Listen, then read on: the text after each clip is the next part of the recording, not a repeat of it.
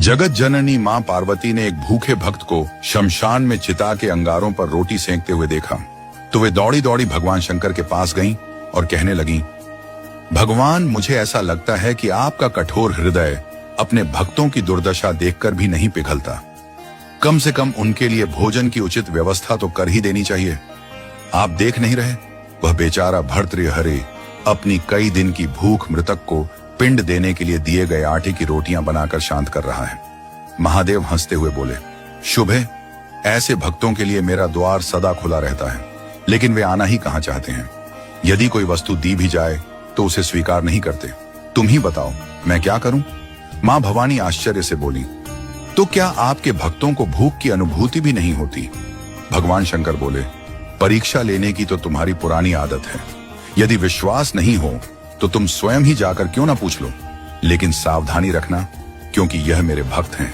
भगवान शंकर की आज्ञा मिलते ही मां पार्वती भिखारिन का रूप धारण कर भर्तृहरि के पास पहुंची और बोली, बेटा, मैं पिछले कई दिनों से भूखी हूं, क्या मुझे भी कुछ खाने को देगा? भर्तृहरि ने केवल 4 रोटियां सेंकी थीं। उनमें से 2 रोटियां बुढ़िया माता के हाथ पर रख दी। शेष 2 रोटियां खाने के लिए आसन लगाकर बैठने ही वाले थे कि भिखारिन ने दीनता से कहा, बेटा, इन 2 रोटियों से कैसे काम चलेगा? मैं अकेली नहीं हूं, मेरे साथ एक बूढ़ा पति भी है, उसे भी कई दिन से खाने को कुछ नहीं मिला है। भर्तृहरि ने वे दोनों रोटियां भी माता के हाथ पर रख दी। उन्हें बड़ा संतोष था कि इस भोजन से मुझसे भी अधिक भूखे लोगों की भूख मिट सकेगी। फिर उन्होंने कमंडल उठाकर पानी पिया, संतोष की सांस ली और वहां से जाने लगे। तभी एक आवाज आई, वत्स, तुम कहां जा रहे हो? भर्तृहरि ने पीछे मुड़कर देखा। मां पार्वती अपने दिव्य स्वरूप में प्रकट हो चुकी थी। माता बोली, मैं तुम्हारी साधना से बहुत प्रसन्न हूं, जो वरदान मांगना हो मांगो। भर्तृहरि ने हाथ जोड़कर कहा, अभी तो आपने ही मुझसे रोटियां मांग कर ली हैं। जो स्वयं दूसरे के सामने हाथ फैलाकर पेट भरता है, वह क्या दे सकेगा? ऐसे भिखारी से मैं क्या मांगू?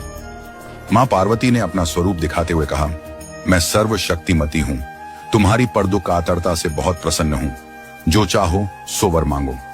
भर्तृहरि ने श्रद्धा से सिर झुकाते हुए कहा, यदि आप प्रसन्न हैं तो यह वर दीजिए कि जो कुछ मुझे मिले उसे मैं दीन दुखियों के लिए लगाता रहूं और अभाव की स्थिति में बिना मन को विचलित किए शांतिपूर्वक रह सकूं।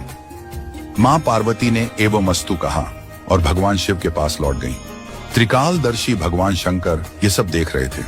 उन्होंने मुस्कुराते हुए कहा, भद्रे, मेरे भक्त इसलिए दरिद्र नहीं रहते कि उन्हें कुछ मिलता नहीं है, परंतु भक्ति के साथ जुड़ी उदारता उन्हें अधिकाधिक दान कराती रहती है। वे खाली हाथ रहकर भी विपुल संपत्ति वालों से अधिक संतुष्ट रहते हैं।